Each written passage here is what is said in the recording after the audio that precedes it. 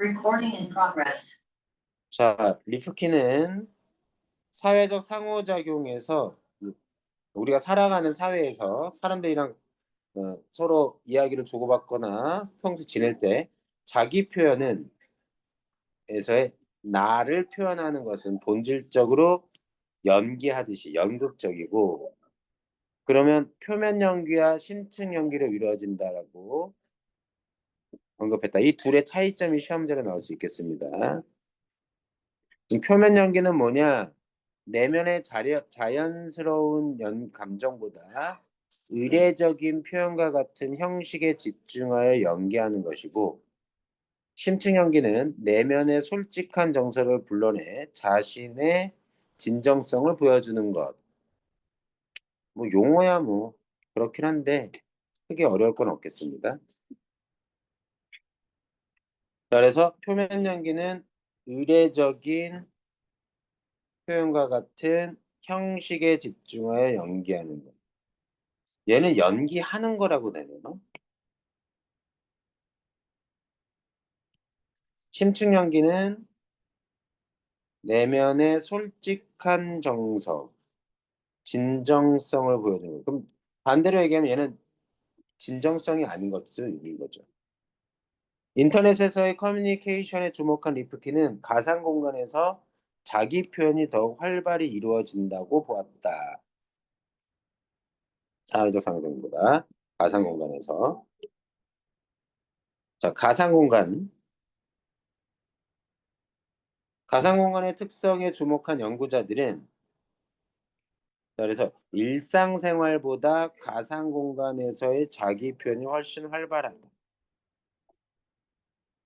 자, 주목 연구자들입니다. 이번엔 리프킨을 포함한 사람들과의 관계 속에서 드러나는 고유한 존재로서의 위상을 뜻하는 자기 정체성의 뜻, 아이덴티티, 가상 공간에서 다양하게 나타난다고 보았다. 고유한이란 뜻은 보통 그것에만 해당하는, 겹치지 않는, 그리고 잘 변하지 않는. 불변이라니까 좀 그런가? 아, 변화가 거의 크게 일어나지 않는, 쉽게 일어나지 않는 그런 것들을 고유한이라고 하죠. 고유한 성격을 우리가 개성이라고 얘기합니다. 다양하게 나타난다. 가상 공간에서 자기 정체성이 다양하다. 가상 공간에서는 익명성이 작동하므로 특징이죠. 현실에서 위축되는 사람도 적극적으로 자기 표현을 할 수 있다. 자, 익명성의 작동으로 인해서 적극적인 자기 표현이 가능하다. 보통 사람도 위축되지 않는 사람도 마찬가지라는 거죠. 아울러 현실에서의 자기 정체성을 감추고 다른 인격체로 활동하거나 현실에서 억압된 정서를 공격적으로 드러내기도 한다. 자, 두 가지 특징이죠. 자, 적극적인 자기 표현. 자, 다른 인격체로 활동. 억압된 정서를 공격적으로 드러냄. 이런 것들.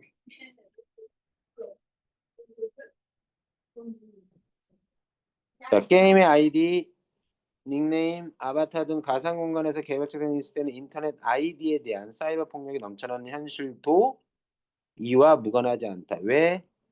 자, 얘네들을 우리가 인터넷 아이디라고 쓰고 있어요. 아이디, 아이덴티티, 아이덴티피케이션, 뭐 어쨌든 정체성이라고 보면 되겠죠.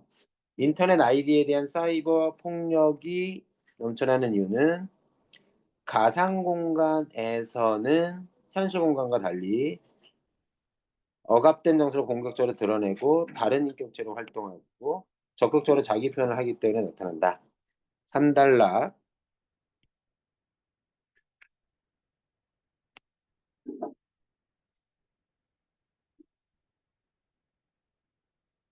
사이버 폭력과 관련하여 이제 사이버 폭력, 인터넷 아이디에 대한 인터넷 아이디만을 알고 있는 상황에서 그에 대해 명예훼손이나 모욕 등의 공격이 있을 때 가해자에게 법적인 책임을 물을 수 있는지에 대한 논란이 있어 왔다.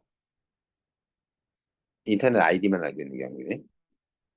이는 인터넷 아이디가 사회적 형편인 명예 주체로 인정될 수 있는가와 관련된다. 인터넷 아이디의 명예 주체성을 인정하는 입장. 자, 차이를 봅시다. 밑줄 쳐줬네요. 인정하지 않는 입장. 이게 핵심입니다. 인터넷 아이디의 명예 주체성을 여기 다시 한번 보죠. 어려운 자, 사회 명예는 바로 사회적 평판을 명예라고 합니다.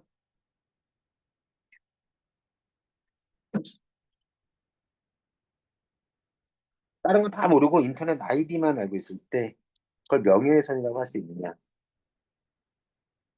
이런 것들이 있을 때 법으로 문제가 되느냐? 가보죠. 잠시만요. 잘 가.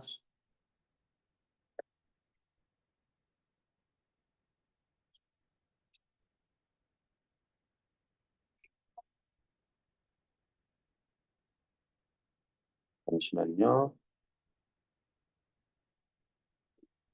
자, 보죠. 인정하는 입장입니다. 자기 정체성은 일원적, 고정적인 것이 아니라 현실적 세계와 가상 공간에 걸쳐 존재하고 자기 정체성은 상호작용하는 복합적인 것이다. 다음, 현실 세계 가상 공간에 걸쳐 존재하면서 상호작용하는 인터넷에서의 자기 정체성은 사용자 개인의 자기 정체성의 일부이기 때문에 자기 정체성을 가진 인터넷 아이디의 명예 역시 보호되어야 한다. 자, 일단 이 견해에서는 일원적이지 않고 고정적이지 않다. 현실 세계와 가상 공간에 모두 걸쳐 존재한다. 자기 정체성이라는 건. 그리고 상호작용하고 자, 사용자 개인의 자기 정체성이 훨씬 큰데 그 중에 일부가 예에 포함이 된다. 반면 인정하지 않는 입장은 자, 생성 변경 소멸이 자유롭고 복수로 개설이 가능한 인터넷 아이디는 그 사용자인 개인을 가상 공간에서 구별하는 장치에 불과하다. 인터넷 아이디는 현실에서의 성명과 달리 차이점. 그 사용자인 개인과 동일시될 수 없고 인터넷 아이디 자체는 사람이 아니므로 명예 주체성을 인정할 수 없다는 것이다. 요 내용이 앞문장을 재차 진술한 겁니다.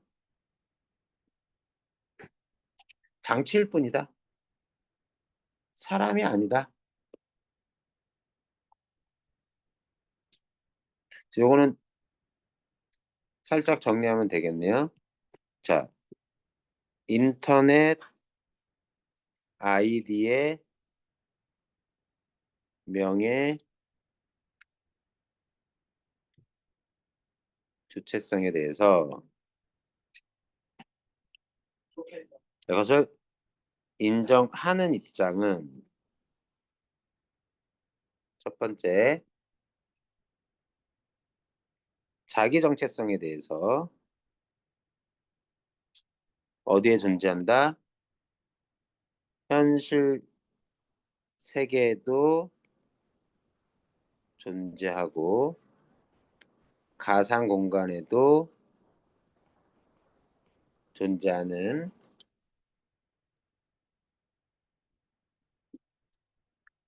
복합적이고 그리고 이 세계에 걸쳐 존재하면서 자기 정체성은 현실 세계에 있는 자기 정체성과 가상 공간에 있는 자기 정체성이 서로 상호작용한다.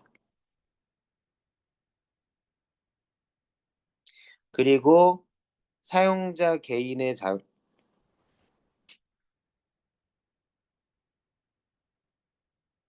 자기 정체성은 예, 일부가 인터넷에서의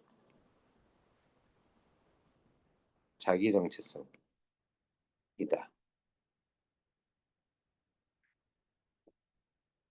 라는 거고요. 인정할 수 없다고 보는 입장에서는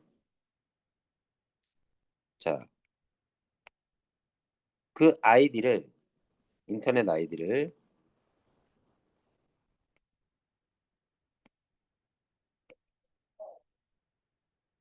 생성, 소멸, 변경, 소멸이 자유롭다.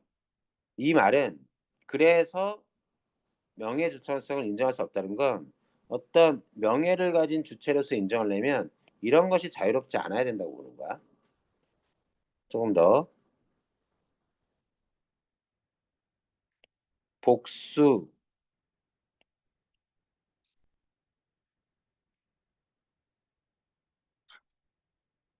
개설이 가능. 유일하지 않다는 얘기야.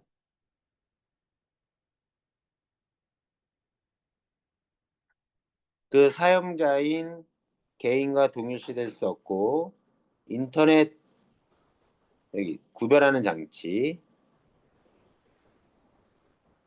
그냥 구별 장치일 뿐이고요.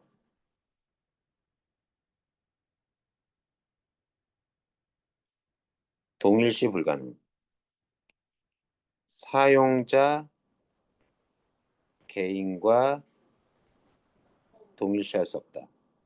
그 말은 이 사람의 경우는 인정하지 않는 입장에서는 그 주체성을 인정하려면 그 개인과 동일시할 수 있거나 할 수 있어야 된다는 거죠. 성명, 형식에서의 성명은 둘 이상 존재하지 않잖아.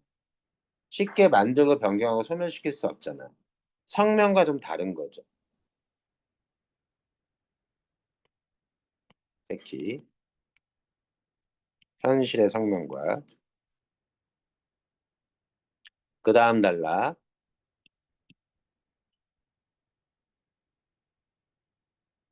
진, 더 가보죠. 대법원은 자, 실명을 거론한 경우는 물론 실명을 거론하지 않았더라도 주의 사정을 종합할 때 지목된 사람이 누구인지를 제3자가 알 수 있는 경우. 자, 실명을 거론하면 제3자가 누구인지 알죠? 실명을 거론하지 않아도 제3자가 누군지 알 수 있을 때 명예훼손이나 모욕에 대한 가해자의 법적 책임 성립한다고 판시해 왔다. 대법원의 입장입니다. 자, 그래서 아까 전에 문제가 뭐였어? 명예훼손이나 모욕에 대한 가해자의 법적 책임이 성립하느냐? 성립하려면 어떨 때? 첫 번째, 실명을 거론했을 때. 거론하면서 명예훼손하거나 모욕했을 때. 법적 책임을 져야 돼. 혹은 실명을 거론하지 않았어도 다른 힌트, 어떤 다른 정보와 관련된 것들을 같이 연결해서 보면 누군지 알 때.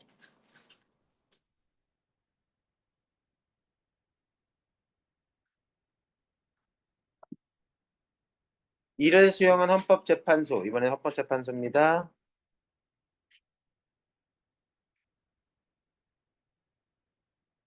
네, 1, 2번을 이렇게 너무 밑줄만 치니까 너무 정신이 없는데. 헌법재판소에서는 인터넷 아이디와 관련 명예훼손 모욕 사건의 헌법 소원에 대한 결정을 내린 바 있다. 이 결정에서 다수 의견은 인터넷 아이디만을 알 수 있을 뿐 사용자가 누구인지 제3자가 알 수 없다면 피해자가 특정되지 않아 명예훼손이나 모욕에 대한 가해자의 법적 책임이 성립하지 않는다고 보았다. 오케이. 그러면 헌법재판소에서의 경우는 인터넷 아이디와 관련된 명예훼손 및 사건, 모욕 사건의 경우 가해자의 법적 책임이 성립되려면 주의사항을 종합해 지목된 사람이 누군지 알게 되면 그렇게 되는 거겠지.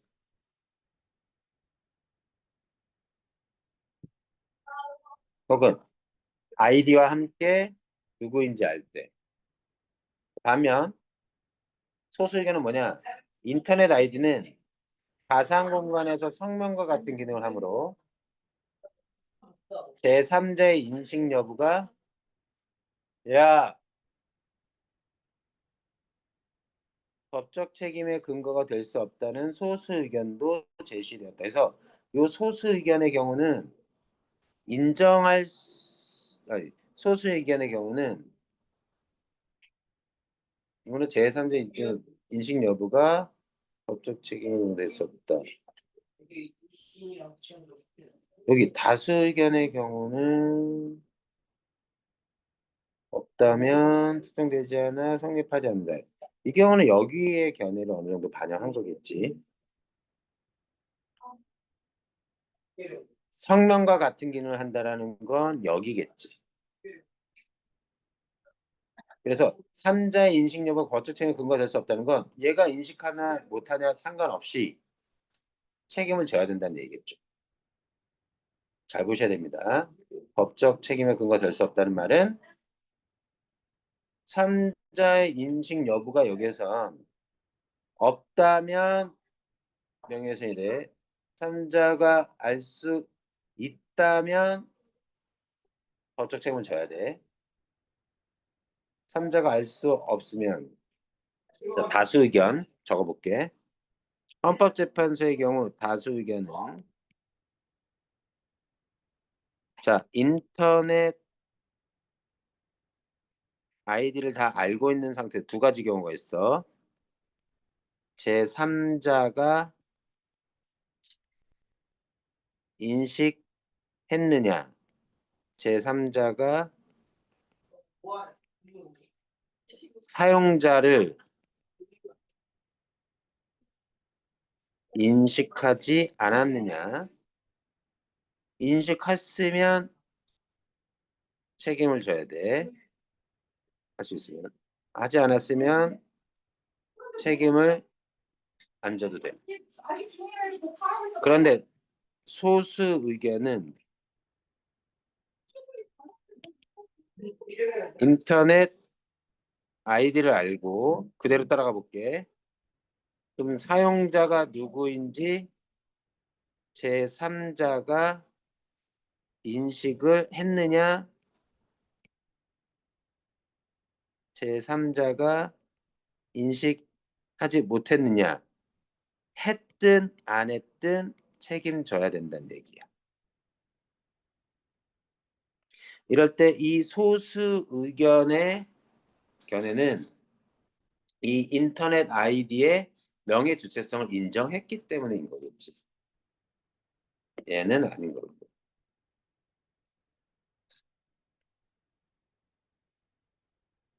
왜? 인터넷 아이디만 알아도 마치 실명을 거론한 것처럼 책임을 져야 돼.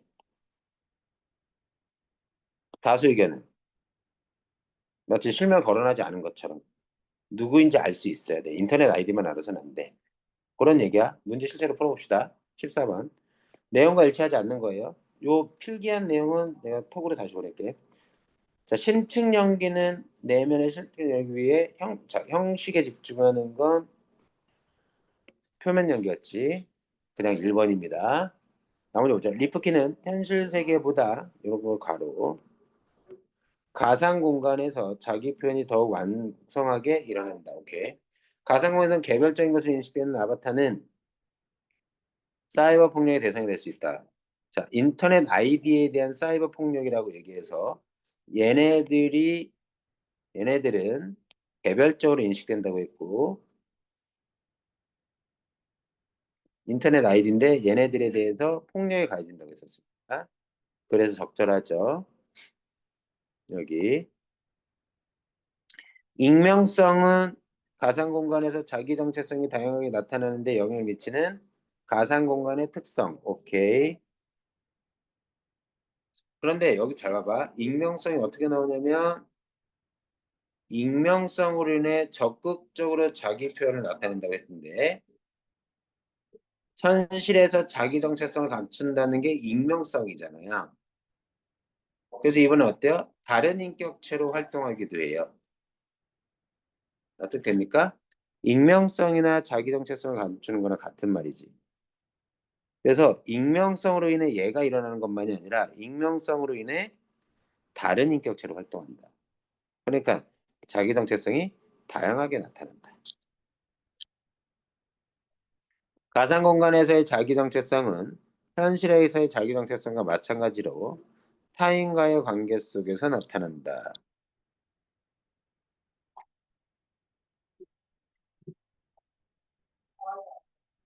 지금은 뭐 설명할 거 없겠고.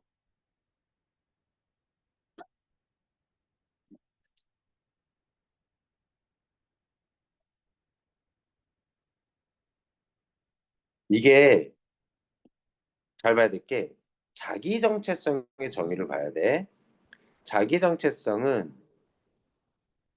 일단 가상 공간과 상관없이 자기 정체성이랑 정의는 다른 사람들과의 관계 속에서 드러나는 고유한 존재로서의 위상이야. 근데 그게 그러한 자기 정체성이 가상 공간에서 다양하게 나타난다고 하니까 가상 공간에서의 자기 정체성, 현실 세계에서의 자기 정체성은 어쨌든 봐봐. 정의는 현실에서 나타나는 자기 정체성과 가상 공간에서 나타나는 자기 정체성이 있는 거지. 요게. 그럼 이 자기 정체성의 특징은 뜻을 요거를 고스란히 여기에도 가지고 있고 여기에도 가지고 있는 거야. 그래서 이게 적절한 거야. 15번 기억과 니은. 기억은 인정하는 입장, 니은은 인정하지 않는 입장. 인터넷 아이디의 명의 정체성은 가장 적절한 겁니다. 기억은 니은과 달리 자기 정체성을 단일하고 고정적인 것으로 파악하겠군. 아니죠? 기억에서도 여기 있습니다. 이론적이지 않다, 고정적이지 않다. 기억에 대한 얘기가 틀렸고요. 니은은 이렇게 안 보죠. 니은도. 기억은 니은과 달리 인터넷 아이디에 대한 공격을 그 사용자인 개인에 대한 공격이라고 보겠군. 왜요? 명예훼손을 인정하는 입장이니까 명예 역시 개인의 자기 정체성의 일부였잖아. 답은 2번.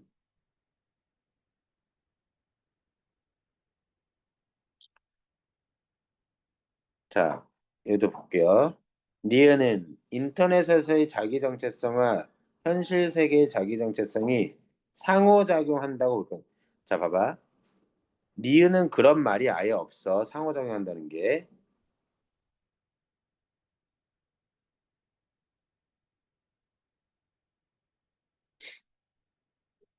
봐봐. 자기 정체성은 인정하는 입장에서 여기에 걸쳐 존재하고 서로 상호작용한다고 봤지. 여기는 뭐예요?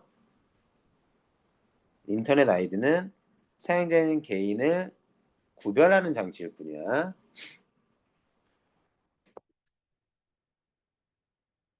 자, 기억과 달리가 또 틀렸죠. 이렇게 봅니다, 기억은. 오히려 니은도 틀렸죠. 자, 니은은 기억과 달리 인터넷 아이디는 복수 개설이 가능하므로 자기 정체성이 복합적으로 구성된다. 복합적 구성에 대한 설명은 여기 있었습니다. 이때 복합적인 건 상호작용하는 복합적 존재라고 있기 때문에 기억과 달리가 또 틀렸어요. 니은이 복수 개설이 가능하다라고 얘기하긴 했었습니다. 근데 자기 정체성이 복합적으로 구성된다는 건 기억이 그렇게 얘기했지. 그러니까 얘는 자기 정체성을 인정하지 않는다니까. 어떤 주체성을 인터넷 아이디는. 그래서 얘 앞에는 맞을지 모르겠지만 정체성이 복합적으로 구성된다고 보지 않아요. 니은은 어떤 부분을 X를 쳐줘야 될까 여기는. 자, 니은은 여기까지 적절하지만 요 뒤는 틀렸습니다.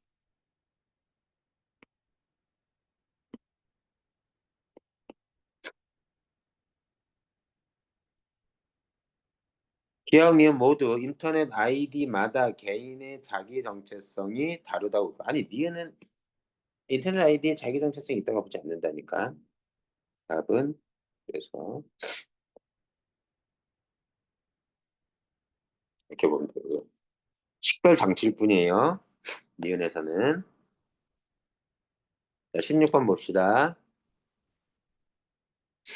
독일 바탕으로 이해한 내용을 적절하는 거. 땡땡 인터넷 카페 이용자 A는 스몰 a B라는 아이디를 사용한다. A는 사람이고 사람 이름이고 A는 아이디예요. B 아이디. 박사학위 소지자인 A는 땡땡 전시관을 쓰고 B는 같은 전시관에서 물고기 관리를 혼자 전담한다. 이 전시관의 누리집에 홈페이지에는 직무별로 담당자가 공개되어 있고 어떤 사람이 네모 땡땡 전시관에서 A의 해설을 듣고 A의 실명을 언급한 후기를 카페 게시판에 올리자 다음과 같은 댓글이 달렸다. 자, 후기가 있고 이 후기에 뭐예요? A의 실명을 언급한 후기입니다.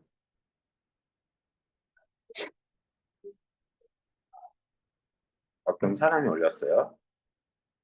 B, 아이디입니다.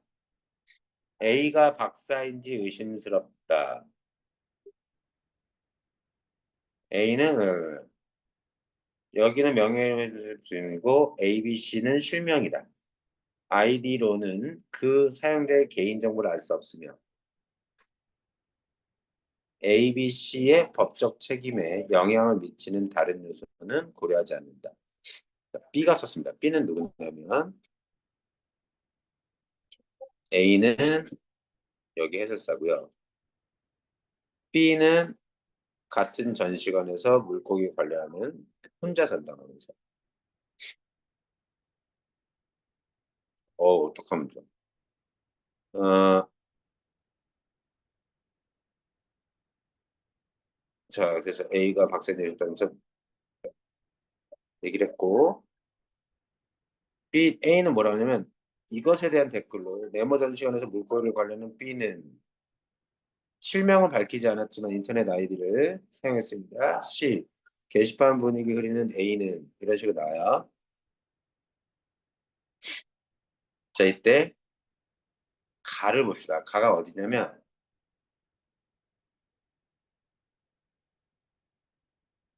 가는 대법원, 나는 다수 의견, 다는 소수 의견. 잘 따라가 보세요. 벌써 10시야? 자, 1번 선지 봅니다. 가 대법원의 경우 자, B가 가해자로서 법적 책임을 져야 하지만 일단 실명을 언급했으면 끝입니다. 법적 책임 져야 돼요. 명예훼손이나 모욕이니까 다 명예훼손을 모욕을 했어. B가 얘기한 거. 자, C는 가해자로서의 법적 책임을 책임지는데 자, C는 실명을 언급하지 않았죠? 거기에다가 A를 명예훼손했는데 A는 인터넷 아이디여서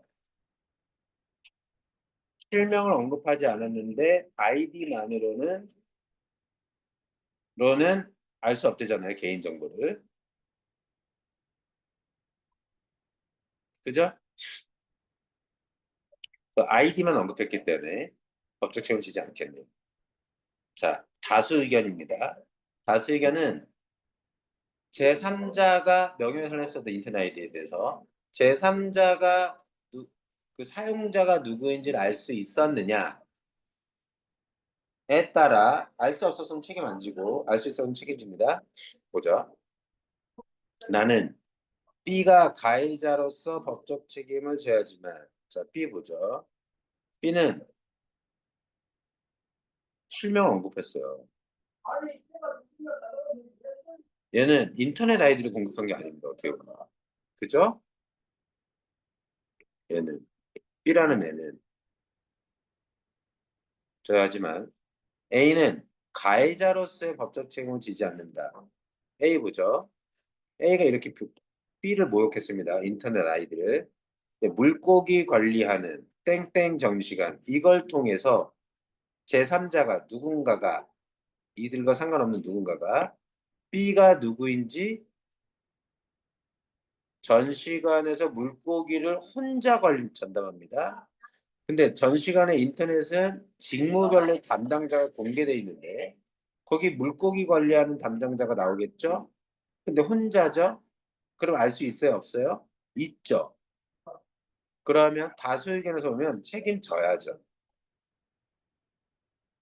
다시 자 인터넷 아이를 공격했는데 요 정보 땡땡 전시관에서 물고기를 관리하는데 이들과 아무 상관은 제3자가 이 사람이 누군지 알까? 알 수 있습니다. 요 정보를 가지고 어디 보면 돼요? 혼자 전담하고 있기 때문에 직무별 인터넷 홈페이지에서 직무별 담당자가 공개돼 있어서 그거를 확인하면 한 명밖에 없기 때문에 B가 누군지 알게 되죠.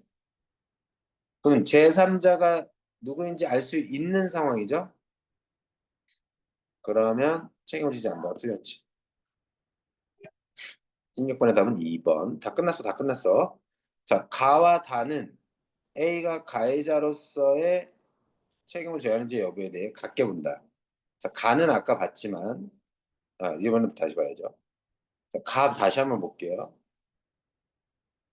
이렇게 얘기했을 때 명예훼손 당한 사람이 누군지 알 수 있잖아요. 알 수 있을 때 대법원은 실명을 밝히지 않았어도 누구인지 알 수 있다면 주변 정보로부터 법적 책임을 져야 된다고 했습니다. 다는 뭐예요? 알 수 있든 없든 알 수 있든 없든 책임져야 된다. 그래서 같게 보겠네요. 책임져야 된다로.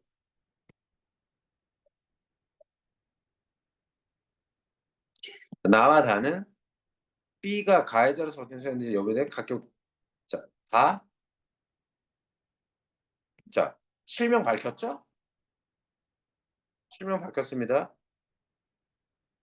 누군지 알죠? 다? 뭐예요?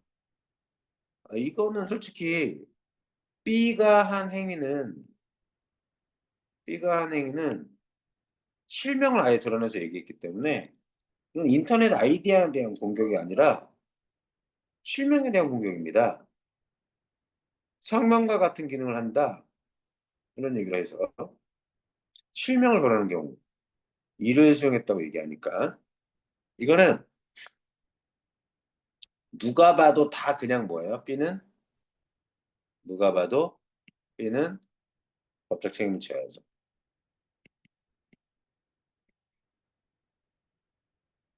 그러니까 모두 C가 가해자로서의 법적 책임을 져야 하는지의 여부에 대해 판단한 내용이 모두 같지는 않게끔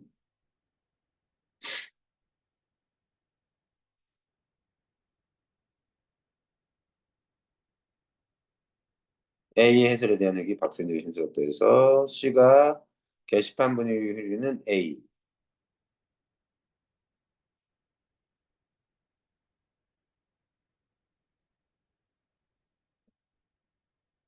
A가 이런 말을 했습니다. 실명을 밝히지 않았죠? 그러면 가의 입장에서는 대법원에서는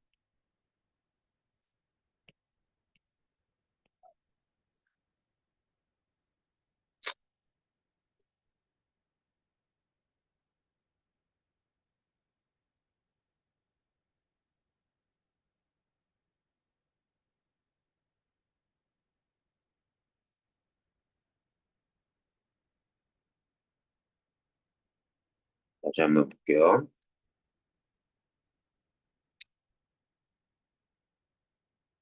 봅시다. 가해 입장에서는 실명을 밝히지 않았어. 실명이 밝히지 않았을 경우 주변의 다른 정보를 조합해서 이 사람이 누구인지를 알 수 있느냐, 특정 지을 수 있느냐라고 봐야 되는데, 어, 인터넷 아이디만 밝혔고 실명을 밝히지 않았기 때문에 어떻게? 누구인지 특정 지을 수 없지. 누구인지 사용자가. 그래서 가의 경우는 제3자가 A가 누군지 알 수 없으므로 C가 한 말만 가지고는 특정되지 않으므로 얘는 책임이 없다. 라고 보겠죠.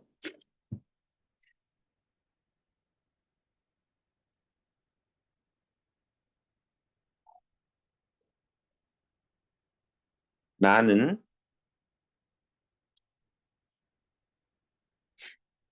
나 또한 가해자로서 누구인지 특정 지을 수 없죠. 인터넷 아이디만 공격했고 제3자의 인식이 무효하기 때문에 책임 아닙니다. 가는 누군지 몰라도 인터넷 아이디를 공격했으면 제3자가 인식을 하냐 못하냐 상관없이 책임져야 된다고 보겠죠. 그렇게 해서 문제를 풀면 되겠다. 마지막은 뭐 17번은 그냥 답만 가르쳐 드리면 17번의 답은 3번이 됩니다. 오늘 여기까지 하자, 얘들아. 고생했어. 토요일 날 8시에 그대로 진행을 할 거고, 토요일 날에도 문제를 풀고, 오늘 수업을 하지 않고 문제만 풀었던 제1고나 운유고는 지도 나갈게, 그때 먼저. 가은이는 그때 문제, 변형 문제 한번 찾아볼게. 진도 더 나은 거 있으면 나 사진 찍어서 보내줘야 돼. 가은아. 네. 오늘 여기까지 합시다.